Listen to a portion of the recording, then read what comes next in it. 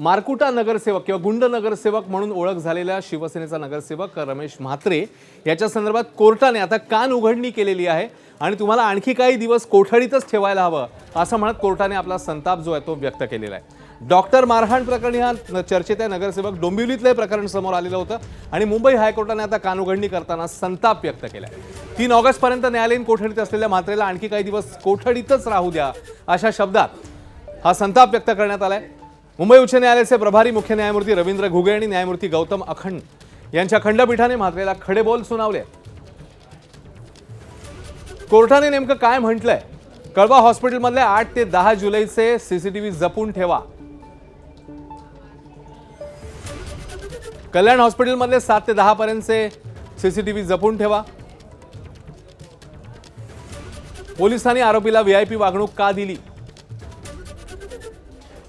रमेश म्हात्रेला पोलिसांनी व्हीसीद्वारे का सादर केलं? म्हात्रेला व्हीसीद्वारे हजर करणाऱ्या अधिकाऱ्याच्या चौकशीचे आदेश देऊ। अधिकाऱ्यांचं नाव सांगा नाहीतर ठाण्याच्या पोलीस आयुक्तांना कोर्टात बोलवू असं हायकोर्टाने म्हटलं। म्हात्रेचं बीपी 160-100 झालं म्हणून ऍडमिट केलं। इथे आमचंही बीपी 160-100 वर जात असतं।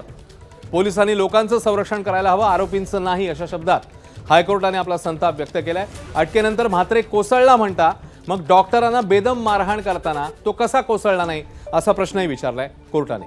म्हात्रे 73 वर्षांचा आहे म्हणता डॉक्टरांना मारताना मात्र तो 25 वर्षांचा वाटतो। म्हात्रेने ज्या बेदमपणे मारलं ते पाहता महिला डॉक्टर जिवंत राहिले याचंच आम्हाला आश्चर्य वाटतंय। तुम्ही लोकसेवक आहात, लोकांची सेवा करणं तुमचं कर्तव्य आहे की लोकांना मारणं तुमचं कर्तव्य आहे? हाही सवाल कोर्टाने केला। घटनेची पार्श्वभूमी नका सांगू, ती काही असली तरी डॉक्टरांना मारणं हा पर्याय असतो का? उद्या एखाद्या वकिलाने वकीलपत्र नाकारलं तर त्यालाही मारणार का असंही कोर्टाने विचारलं। रमेश म्हात्रेला आणखी काही दिवस कोठडीतच राहू द्या अशी टिप्पणी कोर्टाने केली।